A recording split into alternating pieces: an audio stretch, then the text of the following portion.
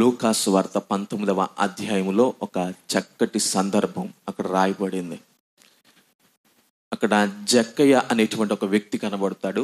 ఆ వ్యక్తి యేసు ప్రభు వారి దగ్గరకు వచ్చి, అయ్యా, నాకు ఉన్న ఆస్తిలో సగభాగము పేదలకు ఇచ్చుచున్నాను, ఎవరి దగ్గరైనా అన్యాయంగా తీసుకుంటే 4 చెల్లించేదను అని ఎప్పుడైతే చెప్పాడో యేసు ప్రభు వారు అన్నారు, ఇతడును అబ్రహాము కుమారుడే. దీనికి అర్థం ఏమిటంటే ఇతడు విశ్వాసమునకు వారసుడు. యేసు ప్రభు వారు ఆ వ్యక్తిని చూసి సంతోషించారు. మీరు కూడా దేవుని యొక్క మాటల మీద ఆశను చూపినప్పుడు దైవ సేవకులు మిమ్మును చూసి ఏం చేస్తారు? సంతోషిస్తారు. దైవ సేవకులు చెప్తారు. అప్పుడు ఏం చెప్తారో తెలుసా? వీరును కూడా అబ్రహాము యొక్క పిల్లలే. దేవునికి మహిమ కలుగును గాక. కాబట్టి ఈ మాటల మీద మీరు లక్ష్యం ఉంచండి. గడిచిన దినముల్లో నేను జ్ఞాపకం చేసినటువంటి సంగతులు మరలా ఇంకా ముందుకు నేను దానిని కొనసాగించాలని నేను ఇష్టపడతా ఉన్నాను. కనుక దయచేసి రాజులు మొదటి గ్రంథం 18వ అధ్యాయము, రాజులు మొదటి గ్రంథం 18వ అధ్యాయము 7వ వచనాన్ని చదువుకుందాం. ఒబద్య మార్గమున పోవుచుండగా ఏలియా అతనిని ఎదుర్కొనెను. ఒబద్య ఇతనని ఎరిగి నమస్కారము చేసి, నా ఏలిన వాడవైన ఏలియావు నీవే గదా అని అడుగగా అతడు నేనే అని చెప్పి, చాలండి, జాగ్రత్తగా ఈ మాటల మీద మీరు లక్ష్యం ఉంచాలి. మనము గతములో నేర్చుకున్నాం కొన్ని విషయాలు. గడిచినటువంటి దినాల్లో మనం నేర్చుకున్నాం. ఇంచుమించుగా 5 సంగతులు మీతో మాట్లాడా. మరి ఎంతమందికి గుర్తుందో లేదో నాకు తెలియదు. ఒబద్య అను మాటకు అర్థం ఏమిటంట? మొదటిగా దేవునిని ఆరాధించుట. ఒబద్యలో ఉన్న 5 గుణగణాలు, 5 లక్షణాలను మనం నేర్చుకున్నాం. మొదటిది దేవునిని ఆరాధించాలి. పరిస్థితులు ఎలా ఉన్నప్పటికీ, మన స్థితిగతులు తారుమారుగా ఉన్నప్పటికీ, అనారోగ్య పరిస్థితులు కూడా మనము నడిపించబడుతున్నప్పటికీ, శారీరము మనకు సపోర్ట్ చేయలేనప్పటికీ, శారీరకంగా మనము బలహీనమైనప్పటికీ, అనేక రకములైనటువంటి ప్రశ్నలు మనల్ని ఏలుబడి చేస్తున్నప్పటికీ, ఎలాంటి పరిస్థితి కూడా ఒబద్యాను కదిలించలేకపోయింది. ఎలాంటి పరిస్థితి కూడా ఒబద్యాను ప్రభావితం చేయలేకపోయింది. దేవుణ్ణి ఆరాధించకుండా ఆపలేకపోయింది. అలాగని మనం కూడా ఏం చేయాలంటే దేవుణ్ణి ఆరాధించాలి. రెండవదిగా మనం నేర్చుకున్న ఈ ఒబద్య ఎలాంటి వాడు అంటే యెహోవాయందు బహు భయభక్తులు కలిగినటువంటి వ్యక్తి. అది కూడా చిన్ననాటి నుండి, బాల్యము నుండి అనేటువంటి మాట అక్కడ మనం చూస్తున్నాం. ప్రసంగి గ్రంథంలో అంటాడు కదా, నీ బాల్య దినముల యందే నీ సృష్టికర్తను స్మరణకు తెచ్చుకో అనేటువంటి మాట 12వ అధ్యాయంలో మనం చదువుతాం. తర్వాత మూడవదిగా ఒబద్యలో ఉండేటువంటి గుణ లక్షణం ఏమిటంటే ఆయన 100 మంది దైవ సేవకులను ఏం చేశాడంట? పోషించాడు. 100 మంది దైవ సేవకులు అద్భుతకరంగా వారికి ఏ విధమైనటువంటి హాని కలగకుండా, వారికి ఏ విధమైనటువంటి నష్టం కలగకుండా తన సొంత పిల్లలను ఏ విధంగా చూసుకుంటారో ఆ విధంగా వారిని కాపాడి సంరక్షించి, ఇంచుమించుగా 2 గుహల్లో 50 మందిగా 100 మందిని దాచి వారిని ఏం చేశాడంట? పోషించాడు. అట్టి ఆధిక్యత తన జీవితంలో దేవుడు అతన్ని బలపరచడం ద్వారా అతడు దైవ సేవకులు ఎడల చూపిస్తున్నటువంటి ప్రేమ మనం చూడగలుగుతూ ఉన్నాం. బైబిల్ అంతటిని కూడా మీరు గమనిస్తే, బైబిల్ అంతటిలో కూడా ఆదర్శ దంపతులుగా పిలువబడుతున్న వారు మీరు అపోస్తుల కార్యాలు 18వ అధ్యాయము 1వ వచనమును చదివితే అక్కడ రాయబడినటువంటి మాట ఏమిటంటే, అకుల ప్రిస్కిల అనేటువంటి 2 దంపతులు ఉన్నారు. వీరు ఏం చేశారంటే, దైవ సేవకుడు తన యొక్క ఇంటికి వచ్చినప్పుడు, తన గృహము యొద్దకు వచ్చినప్పుడు, దైవ సేవకుడు పరిచర్య నిమిత్తం వచ్చినప్పుడు అతనికి నిలువ నీడ లేనటువంటి పరిస్థితిలో ఉండడానికి స్థలం ఇచ్చారు. అలాగనే వారు చేస్తున్నటువంటి పని విషయంలో అతనికి కూడా స్థానం ఇచ్చి ముందుకు నడిపించారు, ప్రోత్సహించారు, అన్ని విధములా కూడా బలపరిచారు. అందుకనే బైబిల్ అంటుంది వారిరువురు కూడా ఆదర్శ దంపతులు. మీరు కూడా మీ జీవితాలలో ఎలా ఉండాలి అంటే ఆదర్శ దంపతులుగా ఉండాలి. ఆదర్శ దంపతులు అంటే రోల్ మోడల్. జాగ్రత్తగా ఆలోచన చేయండి. అంటే అనుకరించడం. ఒక వ్యక్తిని ఆదర్శవంతుడు అని ఎప్పుడు అంటామండి? అనుకరించాలి. 5వదిగా మనం నేర్చుకున్నాం. చెప్పండి, ఈ విషయం ఎవ్వరికి గుర్తుండదు. నాకు ఎక్కడ కోపం వచ్చిందంటే ఇక్కడే స్టార్ట్ అయ్యింది. ఇప్పుడు చెప్పేస్తున్నాను అందరితో. 5వ విషయం. 4 వరకు బాగానే వచ్చారు. 5వ విషయం చెప్పండి సార్. ఇప్పుడే మీరు చదివారు 7వ వచనంలో. ఇప్పుడే మీరు చదివారు. ఏమని రాయబడింది అక్కడ? నా ఏలినవాడవైన ఏలియావు నీవే గదా. ఏమన్నాడంట? ఏలినవాడు. ఏలినవాడు అనే మాటకు అర్థం ఏమిటంటే యజమానుడు. ఏంటంట? యజమానుడు. బైబిల్ గ్రంథమనంతటిని కూడా మీరు పరిశీలన చేస్తే ఇంచుమించుగా 7 విషయాలు రాయబడ్డాయి. 7 విషయాలు నేను ధ్యానించా. మొదటి విషయం ఏమిటంటే ఎవరిని యజమానులు అన్నారు అంటే దేవుని యజమానులు అన్నారు. ఎవరిని యజమానులు అన్నారు? దేవునిని. ఆదికాండం 18వ అధ్యాయమును మీరు చదివితే అబ్రహాం అంటాడు, అయ్యా నీ దాసుడు అనేటువంటి మాట, ప్రభువా అనేటువంటి మాట. అంటే దేవుణ్ణి ప్రజలందరూ కూడా ఏమన్నారంట? యజమానుడు. మనందరికీ కూడా ఒక యజమానుడు ఉన్నాడు. ఆయన ప్రభువైన యేసుక్రీస్తు వారు. ఆయనకు మనము దాసులము. ఆయనే మన యజమానుడై ఉన్నాడు. కాబట్టి ఆలోచన చేద్దాం. 2వదిగా బైబిల్ అంతటిని కూడా మీరు చదివి ధ్యానిస్తే 2వదిగా రాజులను యజమానులు. 2వదిగా దేవదూతలను. ఎవరినంట? దేవదూతలను యజమానులు అన్నారు. మీరు న్యాయాధిపతుల గ్రంథం చదువుతా ఉన్నప్పుడు అక్కడ గిద్యోను దగ్గరకు వచ్చి 6వ అధ్యాయంలో గిద్యోను దగ్గరకు వచ్చి దూత ఏమంటుందంట? మీరు ఆ మాటలు తర్వాత సమయం ఉంటే చదవండి. గిద్యోను దగ్గరకు వచ్చి చక్కటి మాట, అది దేవదూత మాట్లాడుతూ ఉంటుంది. అతన్ని బలపరిచినటువంటి పరిస్థితి 6వ అధ్యాయం 11వ వచనంలో అక్కడ అంటాడు, ఆయన నా యజమానుడా అనేటువంటి మాటను ఉపయోగించాడు. తర్వాత 3వదిగా రాజులను ఏమన్నారంట? యజమానులు అన్నారు. రాజులను. అది సమూయేలు మొదటి గ్రంథం 16వ అధ్యాయం 14వ వచనం. సౌలు దగ్గరకు వచ్చి వారందరూ కూడా ఏమన్నారంట? నా యజమానుడ అనేటువంటి మాటను ఉపయోగించారు. తర్వాత ఇప్పుడు మనము 4వదిగా ధ్యానించబోతున్నాం. పనివారు జీతము పుచ్చుకునేటువంటి వారిని యజమానులు అని పిలిచారంట. ఏం చేశారంట? ఇంతకీ ఈ మాట ఎవరికి వర్తిస్తుందంటే వీరికే వర్తిస్తుంది. ఒక వ్యక్తి దగ్గర పని చేసే ప్రతి వ్యక్తి కూడా ఆ వ్యక్తిని మనం ఏమంటామంటే పనివాడు అంటాం, దాసుడు అంటాం. ఎవరైతే జీతం ఇచ్చి పోషిస్తున్నారో, ఎవరైతే పనులన్నిటిని కూడా చేపించుకొని వారికి భోజనాన్ని పెట్టి, లేకపోతే వారి యొక్క ప్రతి విధమైనటువంటి అక్కరను అవసరతను తీర్చి వారికి జీతమును ఇచ్చి పోషిస్తున్నారో వారందరిని కూడా ఏమని చెప్తున్నామంటండి? యజమానులు అనేటువంటి మాట. అంటే యజమానుడు ఎంతైతే ప్రేమను చూపిస్తున్నాడో దాసుడు కూడా అంతే నమ్మకంగా ఉండాలి. యజమానుడు ఎంతైతే ప్రేమిస్తున్నాడో, యజమానుడు ఎంతైతే సంరక్షిస్తున్నాడో, యజమానుడు ఎంతైతే పోషించగలుగుతున్నాడో, యజమానుడు ఎంతైతే ప్రతి విధమైనటువంటి అక్కర తెలుసుకొని తీర్చగలుగుతున్నాడో, దాసుడు కూడా అంతే నమ్మకముగా యజమానుడి దగ్గర ఏం చేయాలంట? పని చేయాలి. ఏం చేయాలి చెప్పండి నాతో కలిసి? పని చేయాలి. నిన్ను ఎందుకు పనిలో పెట్టుకున్నారు అంటే నీవు నమ్మకముగా ఉంటావు. ఈ నమ్మకాన్ని కోల్పోయినప్పుడు లోకములో ఒక మంచి సామెత ఉంటుంది. ఆ సామెత ఏమిటో తెలుసా? కుక్కకున్న విశ్వాసం. చెప్పండి నాతో కలిసి. ఏం చెప్తా? కుక్కకున్న విశ్వాసం వీడికి లేదు అనేటువంటి మాట చెప్తా. అంటే కుక్కకు ఒక ముద్ద పడేస్తే అది విశ్వాసంతో ఏం కాస్తుందంట? కాపు కాస్తుంది. అంటే కుక్కకు ఉండేటువంటి విశ్వాసం కూడా లేదు అని ఎప్పుడు చెప్తాము అంటే యజమానుని దగ్గర నమ్మకత్వాన్ని కోల్పోయినప్పుడు.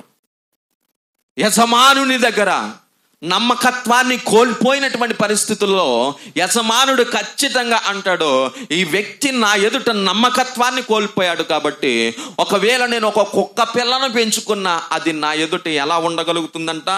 విశ్వాసం కలిగి ఉంటుంది. కానీ దేవుని యొక్క వాక్యం చెప్తుంది, మనము లోకములో ఉన్న వాటి కంటే శ్రేష్ఠులము. లోకములో ఉన్న వారందరికంటే మనము శ్రేష్ఠులము. దేవుడు మనల్ని ప్రత్యేకపరిచాడు, శ్రేష్ఠులుగా, ప్రత్యేకమైన వారిగా, గొప్పవారిగా. అనేక మంది ఎదుట మన తలను పైకెత్తడానికి ఆయన ప్రత్యేకపరిచి పరిశుద్ధ గుంపులోనికి మనల్ని చేర్చి ముందుకు నడిపిస్తా ఉన్నాడు. హల్లెలూయా. ఆలోచన చేద్దాం.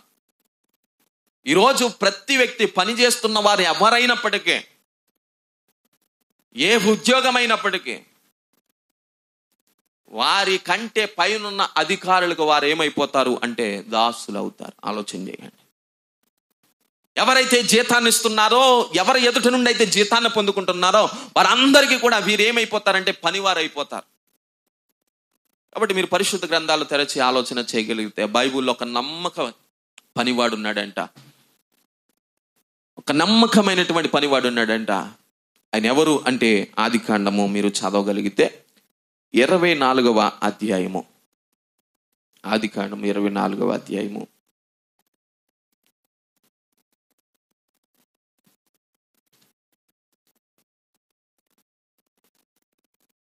ఈ ఒక్క అధ్యాయాన్ని మీరు ఒక్కొక్క వచనాన్ని ధ్యానించగలిగితే, ఒక్కొక్క వచనాన్ని చదువుతూ ఉన్నప్పుడు చాలా ప్రాముఖ్యమైనటువంటి విషయాలు ఇక్కడ రాయబడ్డాయి. ఈ ఒక్క అధ్యాయంలోనే చాలా సార్లు నా యజమానుడ అనేటువంటి మాట మీరు చూస్తారు. ఈ ఒక్క అధ్యాయంలోనే 24వ అధ్యాయం ఆదికాండములో మొట్టమొదటిగా ఎక్కడ యజమానుడు అనేటువంటి పదాన్ని మీరు చూస్తారు అంటే 9వ వచనం. ఒకసారి చదవండి. 9వ వచనం. ఆ దాసుడు తన యజమానుడగు అబ్రహాము తొడ క్రింద తన చెయ్యి పట్టి ఈ సంగతి విషయమై ప్రమాణము చేసెను. చూడండి, అక్కడ ఒక మంచి సందర్భాన్ని జ్ఞాపకం చేస్తున్నాడు. ఈ సంగతిని బట్టి అబ్రహాము ఎలియాజరుతో ఒక ప్రమాణమును చేపించుకుంటున్నాడు. ఆ దాసుడు ఎవరు తొడ కింద చేయి పెట్టాడంట? అబ్రాము యొక్క తొడ కింద చేయి పెట్టి ప్రమాణం చేస్తా ఉన్నాడు. ఏమని ప్రమాణం చేస్తున్నాడంటే 24వ అధ్యాయమును మీరు మొదటి నుండి చదవగలిగితే కొన్ని వచనాలు మనం ధ్యానం చేద్దాం. అబ్రహాము బహుకాలము గడిచిన వృద్ధుడై ఉండెను. అన్ని విషయములలో యెహోవా అబ్రహామును ఆశీర్వదించెను. అప్పుడు అబ్రహాము తనకు కలిగిన సమస్తమును ఏలిచుండిన తన ఇంటి పెద్ద దాసుడైన నీ చెయ్యి నా తొడ క్రింద పెట్టుము, నేను ఎవరి మధ్య కాపరమున్నానో ఆ కానానీయుల కుమార్తెలలో ఒకదానిని నా కుమారునికి పెండ్లి చెయ్యక నా స్వదేశమందున్న నా బంధువుల యొద్దకు వెళ్ళి ఇస్సాకునకు నాకు కుమారునికి భార్యను తెచ్చినట్లు ఆకాశము యొక్క దేవుడును భూమి యొక్క దేవుడునైన యెహోవా తోడని నీ చేత ప్రమాణము చేయించుకొందెననుకొనెను. చూడండి, అక్కడ చక్కటి సందర్భాన్ని జ్ఞాపకం చేస్తా ఉన్నాడు. ఆ సందర్భం ఏమిటంటే ఇస్సాకుకు వివాహం చేయాలి అనేటువంటి ఆలోచన ఎవరికి వచ్చిందండి? చాలా వివాహాల్లో మీరు వింటూ ఉంటారు, చాలా ప్రధాన వేడుకల్లో మీరు వింటూ ఉంటారు, చాలా నిశ్చితార్థ కోడికల్లో మీరు వింటూ ఉంటారు. ఇక్కడ అబ్రహాముకు ఒక ఆలోచన వచ్చింది. ఆ ఆలోచన ఏమిటంటే తన కుమారునికి ఏం చేయాలంట? పెళ్లి చేయాలంట. మీ పిల్లల వయసు పెరిగిన తర్వాత గాలికి వదిలేస్తారా? పెళ్లి చేస్తారా? పెళ్లి చేస్తారు. ఇక్కడ ఇస్సాకు యొక్క వయసు ఎంతో తెలుసా? 40 సంవత్సరాలు. ఎన్ని సంవత్సరాలు? 40 సంవత్సరాలు. ఇస్సాకు ఏం మాట్లాడలేదు. నాన్న పెళ్లి చేయి, నాన్న పెళ్లి చేయి, నాన్న పెళ్లి చేయి, నాన్న పెళ్లి చేయి, నాన్న పెళ్లి చేయి అని చెప్పలేదంట. మీ ఇద్దరు నవ్వుకోండి, ఒకరిని చూసి ఒకరిని నవ్వుకోండి. దేవుని స్తోత్రం. ఏం చెప్పలేదంట? నాన్న పెళ్లి చేయి, నాన్న పెళ్లి చేయి. ఈరోజు 30 సంవత్సరాలు దాటింది అనుకో, ఒకటి ఆ పెండ్లి కొడుకుకి తొందరే, 2 సమాజంలో ఉన్న వాళ్ళందరికీ తొందరే, 3 తల్లిదండ్రులకు తొందరే, 4 పాస్టర్ గారులకి తొందరే, 5 ఆ స్నేహితులకి తొందర. ఎప్పుడు పెళ్లి చేసుకుంటారా, ఎప్పుడు పెళ్లి చేసుకుంటారా, ఎప్పుడు పెళ్లి చేసుకుంటారా, ఎప్పుడు పెళ్లి చేసుకుంటారా. ఇవన్నీ చూసిన తర్వాత ఈ పెళ్లి కొడుకు అనుకుంటాడు, నాకు పెళ్లి అవుతుందో లేదా. ఎన్ని సంవత్సరాలు వస్తాయండి ఇస్సాక్కి? 40 సంవత్సరాలు. ఇప్పుడు 40 సంవత్సరాల వరకు కూడా ఎప్పుడు కూడా బైబిల్ అంతటిని కూడా మీరు పరిశీలన చేసి చదివితే నాన్న దగ్గరికి వెళ్ళి నాన్న నాకు పెళ్లి ఎప్పుడు చేస్తావు అని చెప్పలేదంట. నాన్న నాకు పిల్లని ఎప్పుడు చూస్తావు అని చెప్పలేదంట. నాన్న నేను పిల్లని చూసుకున్నాను, నువ్వు వచ్చి చూస్తే పెళ్లి సంబంధం మాట్లాడేసుకోవచ్చు అని చెప్పలేదంట. జాగ్రత్తగా ఆలోచన చేద్దాం. ఈరోజు 22 సంవత్సరాలు వచ్చింది అనుకోండి, 22 సంవత్సరాలు వస్తాయి, అమ్మాయిని మనమే చూసేసుకుంటాం. ఎవరో ఒకరిని తీసుకొచ్చి నాన్న దగ్గర నిలబెట్టి, అమ్మ దగ్గర నిలబెట్టి, ఇదిగో నీ కోళ్ళం. ఏం చెప్తావంట? ఇదిగో నీ కోళ్ళం. మీకు అంత జ్ఞానం లేదు కదా, నేనే ఎత్తుక్కున్నా. మీకు అంత బుద్ధి లేదు కదా, నేనే ఎత్తుక్కున్నా. 2 అక్షరాలతో ఒక కలయిక ఉన్నది. ఆ కలయిక మా మధ్యలోనికి దూరిన తర్వాత, మేము విహారయాత్రలో విహరించిన తర్వాత, ఎన్నో జరిగిన తర్వాత మీ ఎదుటికి వచ్చి మేము నిలబడ్డాం. మాకు పెళ్లి చేస్తావా లేదా, లేకపోతే మేము చచ్చిపోతాం. ఏం చేస్తామంట? ఇస్సాకు ఎన్ని సంవత్సరాలు? యవ్వన బిడ్డలారా ఆలోచన చేయండి. ఇస్సాకు ఎన్ని సంవత్సరాలు? ప్రియ తల్లిదండ్రులారా ఆలోచన చేయండి. ఇస్సాకు ఎన్ని సంవత్సరాలు? 40 సంవత్సరాల వయసు వచ్చేసిందంట. 40 సంవత్సరాల వయసు వచ్చిన పెళ్లి కొరకు ఎప్పుడు బెంగలేదండి. పొలంలో ధ్యానించేవాడంట, ప్రార్థించేవాడంట. దేవుడు ఉంటే ఇంకా పెళ్లి కొరకు చింత ఎందుకు ఉంటుందండి? ఆలోచన చేయండి. దేవునితో సహవాసం ఉంటే పెళ్లి కొరకు చింత ఎందుకు ఉంటుంది? అంటే మనం ఉప్పాడ పద్ధతిని బట్టి 20 నిండగానే ఏమైపోవాలా? పెళ్లి సంబంధం మాట్లాడేసుకోవాలి. ఈరోజు మోడ్లా మిగిలిపోయిన వాళ్ళు ఎవరు లేరు. కానీ మన మధ్యలో 30 సంవత్సరాలు దాటి 40 సంవత్సరాల వరకు ఉన్న వాళ్ళు ఎవరు లేరు. కానీ ఒకవేళ వారు ఉంటే వారికి ఆదరణ కలుగుటకు ఈ మాటలు చెప్తున్నాను. దేవునికి మహిమ కలుగును గాక. ఆలోచన చేయండి. దేవుడు తగిన సమయమందు నీ జీవితంలో సాటి అయిన ఏం సహాయం కావాలా? సాటి అయిన సహాయం కావాలి. సరిపోల్చదగినటువంటి సహాయం కావాలి. నీకు లోబడేటువంటి భార్య కావాలి. నిన్ను ప్రేమించేటువంటి భర్త కావాలి. నీవు మట్టుగా నీవు వెతుక్కున్నావు అనుకోండి, సమస్యలు వచ్చేస్తాయి. భరించలేవు, తట్టుకోలేవు. ఎందుకు అంటే నీ ఎదుట వారు చూపిస్తున్నటువంటి ప్రేమ నిజమైనది కాదు. ఆలోచన చేద్దాం.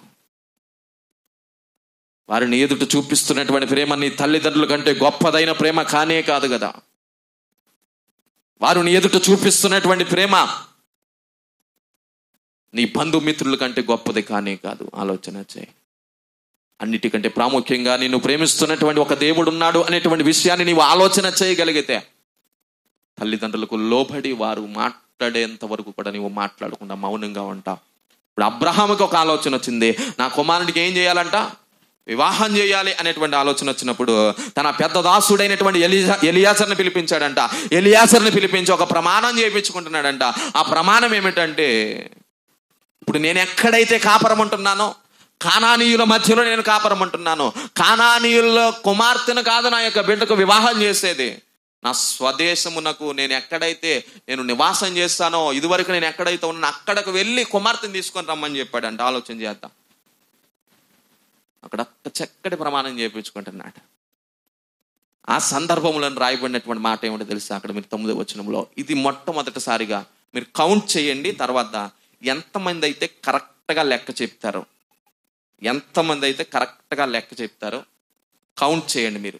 మొదటిగా 9వ వచనములో ఏమని రాయబడింది? చదవండి. 9వ వచనంలో ఏమని రాయబడింది? తన యజమానుడగు అబ్రహాము. ఇది మొదటిగా 9వ వచనంలో చెప్పబడుతున్నటువంటి మాట. తర్వాత 10వ వచనం, అతడు తన యజమానుని ఒంటెలలో, మీరు కౌంట్ చేయండి. లాస్ట్లో అడుగుతాను ఎన్నిసార్లు ఈ అధ్యాయంలో చాలాసార్లు చెప్పబడింది నా యజమానుడా అనేటువంటి మాట. మొత్తానికి ఎన్నిసార్లు ఆయన యజమానుడా అని పిలిచాడు చూడండి. ఒక నమ్మకమైనటువంటి పనివాడు తన యొక్క యజమానుడా అని పిలవడానికి సిగ్గుపడడు. ఎందుకు ఈ విషయాన్ని చెప్తున్నానంటే, నేటికి కూడా సమాజంలో చాలా మంది భార్యలు తన భర్తలో అనేటువంటి ఏవండి అని పిలవడానికి సిగ్గుపడుతున్న వారు కొంతమంది ఉన్నారు. తన భర్తలను పేరు పెట్టి పిలిచేవారు కొంతమంది ఉన్నారు. తన భర్తలను యారా పోరా అని పిలిచేవాళ్ళు కొంతమంది ఉన్నారు. తన భర్తలను బేబీ, ఇది అది అన్ని పిలిచేవారు కొంతమంది ఉన్నారు. ఎందుకు? పెళ్లికి ముందు ప్రేమ అని దోమ కొడితే ఇలాగే ఉంటుంది. తర్వాత నీవు తలగోక్కున్నా నిన్ను పేరు పెట్టే పిలుస్తుంది. ఆలోచన చేయి. నువ్వు తర్వాత తల పెట్టుకోకున్నా బేబీ అనే పిలుస్తాడు. ఇది ఎంత ప్రమాదకరమో తెలుసా మీకు? రూములో ఉన్నప్పుడు బాగానే ఉంటుంది, ఫోన్లో మాట్లాడినప్పుడు బాగానే ఉంటుంది. అబ్బా బేబీ అంటే ఎంత బాగుందో. కానీ 10 మంది వచ్చిన తర్వాత సంఘములో, సమాజంలో బేబీ అని పిలిస్తే ఒక నలుగురు మన ఇంటికి వచ్చి కూర్చున్న తర్వాత బేబీ అని పిలిస్తే మీ ఆయన పేరు బేబీయా అని అడుగుతారు. ఏమని అడుగుతారంట? సిగ్గుగా ఉండదంటారా? ఆలోచన చేయండి. కాబట్టి ఎవరిని కూడా, ఏ యవనస్తుల్ని కూడా ప్రేమ అనే దోమ కొట్టకుండా బిడ్డలందరూ క్షేమముగా ఉందురుగాక. బిగ్గరగా చెప్పండి. యవనస్తులని వారు చెప్పండి. ఇంకా బిగ్గరగా చెప్పండి. ఇంకా బిగ్గరగా చెప్పండి. అమ్మ చెప్పండిరా. హల్లెలూయా. నేను గతంలో కూడా చెప్పాను కదా, ఒక దైవ సేవకుని నేను వాక్యం చెప్పేసి వచ్చేసిన తర్వాత, అయ్యా మీరు 4 సంవత్సరాల ముందు ఎలా ఉన్నారో ఇప్పటికీ కూడా అలాగునే ఉన్నారు. వయసు భయపడిన మేము యవనస్తులమే అన్నవారు అందరూ కూడా ప్రభువుని స్తుతించండి. దేవునికి మహిమ కలుగును గాక. ఆ ముసలింటికులు వచ్చిన మేము యవనస్తులమే అని చెప్పిన వాళ్ళు దేవుని స్తోత్రం చెప్పండి. దేవుని స్తోత్రం చెప్పండి. దేవుని స్తోత్రం చెప్పండి. లేదండి 1-2 ఇంటికిలే కదా ముసలింటికులు వచ్చాయి, కలర్ వేసేస్తే కవర్ చేసేస్తాం అన్న వాళ్ళు దేవుని స్తోత్రం చెప్పండి. అమ్మ దేవుని స్తోత్రం చెప్పండి రా. దేవుని స్తోత్రం చెప్పండి రా. ఎలాగా? పక్షిరాజు యవ్వనం వలె మన యవ్వనం ఏమవ్వాలా? కాబట్టి వచ్చే నెల లేకపోతే వచ్చే వారం దైవ సేవకులు యూత్ మీటింగ్ పెట్టినప్పుడు మీరు అందరూ కూడా ఏం చేయాలా? యవనస్తులు. ఈ ఆడవాళ్ళకి ఆంటీ అంటే నచ్చదంటండి. మీరు ఆలోచన చేయండి. ఏమి నచ్చదంట? పిల్లల కన్న తర్వాత ఆంటీ కాకపోతే ఏంటండి మీరు? ఆంటీ అంటే నచ్చదంట. ఈ మగవాళ్ళు మరి ఇది ఎక్కడి నుండి కనిపెట్టారో నాకైతే తెలియదు, కానీ కొంచెం లావు పెరిగితే ఆంటీలా ఉన్నావు. ఏ ఆంటీలు అందరూ లావుగా ఉంటారా? ఎక్కడన్నా రాసి ఉందా? మీరేమైనా కనుగొన్నారా? 90 సంవత్సరాలు వచ్చిన ముసలిది సన్నంగా ఉండదా? ఇప్పుడు ఆమె ఆంటీ అయ్యిందా, నానమ్మ అయ్యిందా, ఏమైంది?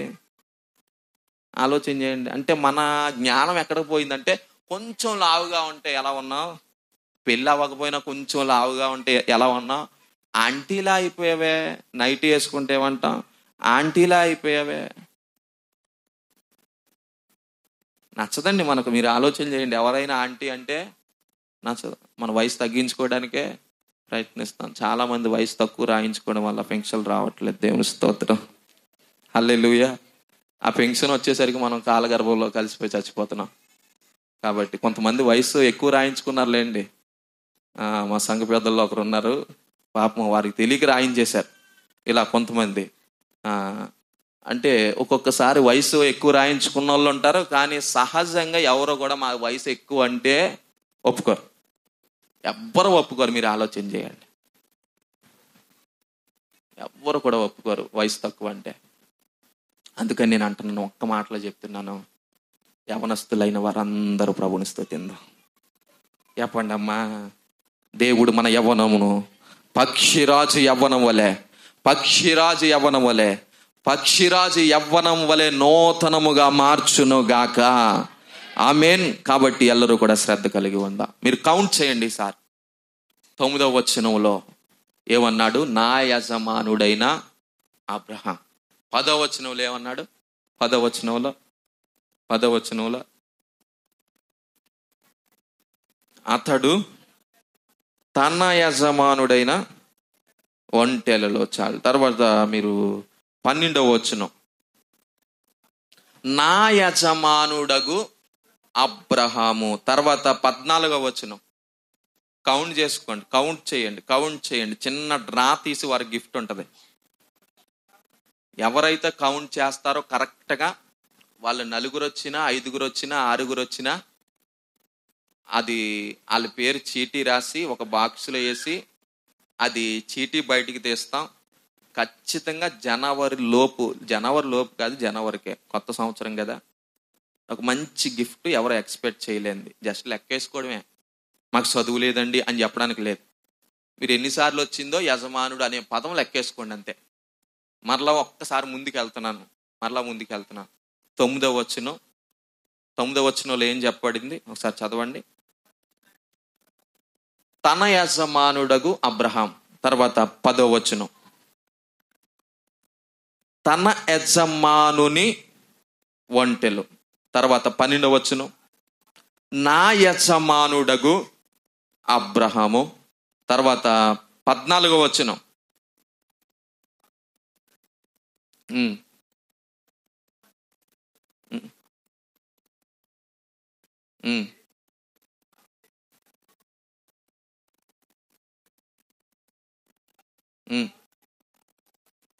నీవు నా యజమానుని మీద 14 వచనంలోనే ఉందండి ఈ మాట. 14 వచనంలోనే నీవు నా యజమానుని మీద. తర్వాత 26వ వచనం, 26వ వచనం.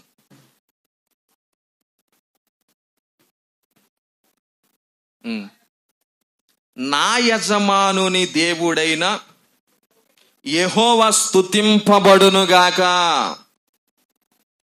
ముసలమ్మ ముచ్చట్లు కట్టి పెట్టి పరిశుద్ధ గ్రంథాన్ని చేతబెట్టి దీక్షతో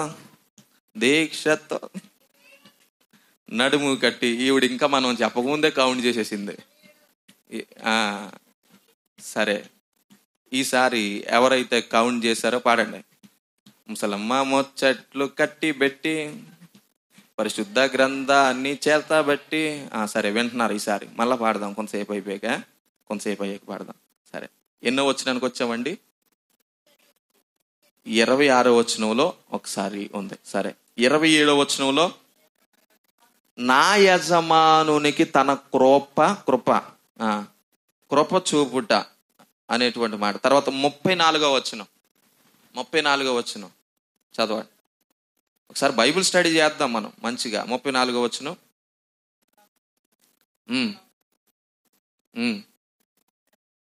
యెహోవా నా యజమానుని బహుగా ఆశీర్వదించెను. తర్వాత 36వ వచనం. నా యజమానుని భార్య అయిన సారా. తర్వాత 37వ వచనం. ఇక్కడ ఎన్నిసార్లు చెప్పబడిందండి? ఇప్పుడు మీరు చదివారు కదా 36వ వచనంలో. మీరు కరెక్ట్గా కౌంట్ చేయండి. 2 సార్లా? ఇంకా ఎక్కువ? మీరు 3 సార్లు. మీ లెక్క మీరు వేసుకోండి. ఆ లెక్క వాళ్ళు వేసుకుంటారు, నా లెక్క నేను వేసుకుంటాను. 3 సార్లు. సరే, 2 సార్లు. సరే, 1 సారి. సరే, 37వ వచనం. నా యజమానుడు నాతో. సరే, ఇక్కడ 3 సార్లు అని చెప్పాం కదా, మరి పాపం మేము చదువుకోలేదండి అన్నవారు ఉంటారు. వాళ్ళకి వినబడేలాగా ఒకసారి చదివేయండి పాపలు. 36వ వచనం.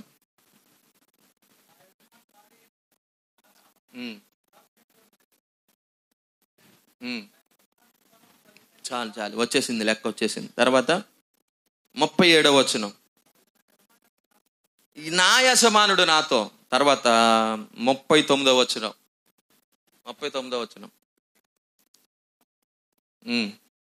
అప్పుడు నేను నా యజమానునితో. సరే, తర్వాత 42వ వచనం.